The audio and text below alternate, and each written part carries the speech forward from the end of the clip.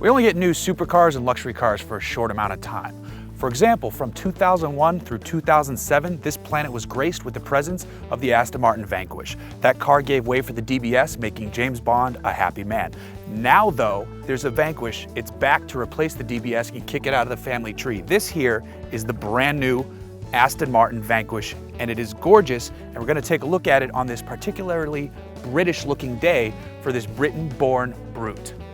Since this is an Aston Martin, you know you're going to be looking at something that's pleasurable to the eye. This is no exception. This design language here is clearly Aston Martin, but it's taken a step forward. This is a great looking car. On top of that, it's a technical car because the entire body is made from carbon fiber. That is a nice leap forward. Some of it's exposed, some of it is in this outrageous paintwork. We love this blue color. Some Aston fans are gonna hate it, some people are gonna love it, maybe it'll bring some new people to the brand. Coming around to the side here, you've got 20-inch wheels. They look great, they're wrapped in Pirelli rubber. The 20-inch wheels out back have 305 series tires. That's huge. Coming down the side, you see more of the exposed carbon in the roof, the mirrors, the side sill. It really pops against the blue paintwork. And then out back, this is where the car shines even further. You've got the standard Aston Martin badge, but you've got these new design taillights that mimic the wings of the badge itself. It's a nice little touch that helps show the attention to detail that goes into creating a car like the Vanquish. Pulling back the carbon fiber hood, you get a look at the heart of the beast itself. And it's what you might expect to find. This is a 6-liter V12 engine. And this one, with its ceramic coating on the shock bracing and the header intakes, it produces 565 horsepower, and it just sounds fantastic. It routes the engine note through active bypass valves, put it in sport, keep it open, get better throttle performance, and you just drive around in lower gears than you should be listening to this engine howl all day long. This thing sounds fantastic. It's paired with a 6-speed paddle shiftable automatic transmission, and power is sent to the rear wheels where it should go. Now it's a much better gearbox than is found in the base V8 Vantage. It doesn't feel as clunky and silly to use. You don't need to lift between shifts. You just pop this in sport, put it in manual, but you can leave it in D and it drives comfortably. Still, you want to drive it aggressively, you want to hear that exhaust note, so you're going to play with the paddles all day long, listen to the engine. This is the heart of the car, and it beats wonderfully. Before you drive an Aston Martin, there's always the same process you go through, and it's kind of a fun one. Yes, this is a hokey name for a key fob. Even though it is a beautiful key fob, it's called the Emotion Control Unit. It's stainless steel, it's sapphire, and it is gorgeous. But what you do with it is the fun part. Slide it in here, and everything comes to life. The infotainment system slides up, the gauges come alive, it tells you that I'm in adaptive damping sport mode, the gauges spin opposite each other, which is an Aston trait, and everything else is ready to go. It's a process, but it's a bit of the pageantry of owning an Aston Martin, and I wouldn't want it any other way. It's not just the outside of the car that's changed and gone, upgraded, and finally come into the 21st century. The interior has as well. You can see these seats look way better than the seats you would find in the DBS, the Virage, any of those cars that have now moved on. The stitching is excellent, the comfort is there, the bolstering is there, it's great. But the center stack is where the real upgrade magic has happened. For years, this has been my one sore spot with any Aston Martin. The buttons are hard to use, the menus are confusing, the screen is finicky, and it's just not a good system. But you know, the car overrides a little bit of that. Now though, it's caught up. The buttons have been replaced. It's now got this little knob here that twists and turns, and you can pull into different menus. You can bring up the navigation, which looks nice. You can easily pull up your iPod, whether it's connected via Bluetooth or the USB connector. You can go back to the other menus. You can change to the radio. You can get your phone up.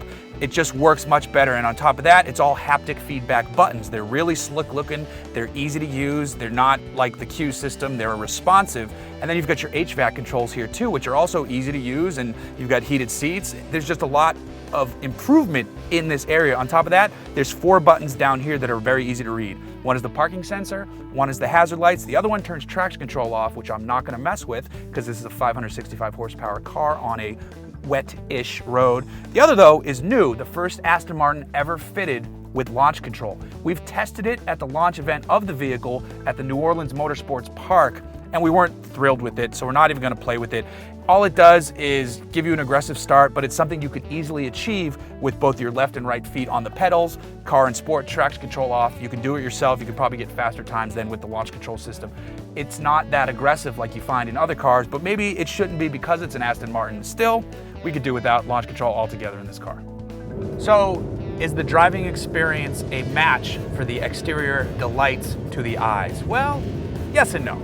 This is a fabulous Grand Tourer. That engine loves to run down the highway.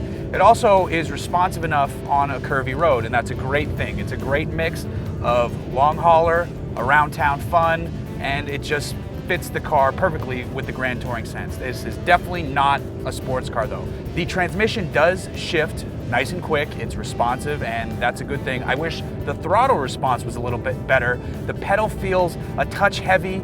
Once it's going, and it's great. The steering is a hair lighter than I would like. I'm nitpicking because it is responsive, you know where you're putting the wheels, but I just wish there was a tiny bit more heft to be had with the steering. Regardless of the just a hair too light steering and the just a tad too sluggish throttle pedal, the rest of the car is truly delightful. This is a fantastic road-going machine. Aston Martin should be proud of their accomplishments, and they clearly are because they're charging for it. This car, I believe, starts around $280,000. You're probably going to wind up paying about $300,000. That is tons of money, but you're getting the best Aston Martin ever made. Aston Martin is a company that's always been about form. Sometimes the function doesn't always follow suit.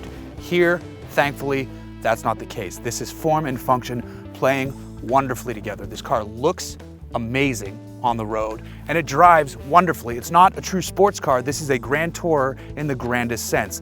This is the car you buy to take on long road trips, to destroy canyons, to look good commuting to your office job. This car does it all. Yes, it's expensive. Yes, some criticize Aston Martin because they don't really change up their design language too much. You could say the same thing about Porsche. The 911 has looked the same for years. It just evolves. This is the latest evolution of the Aston Martin design language.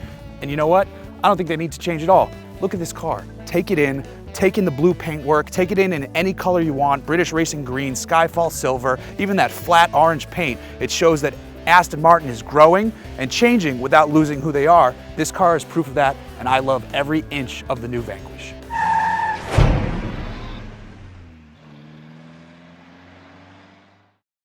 You can go into different sources and easily pull your iPod.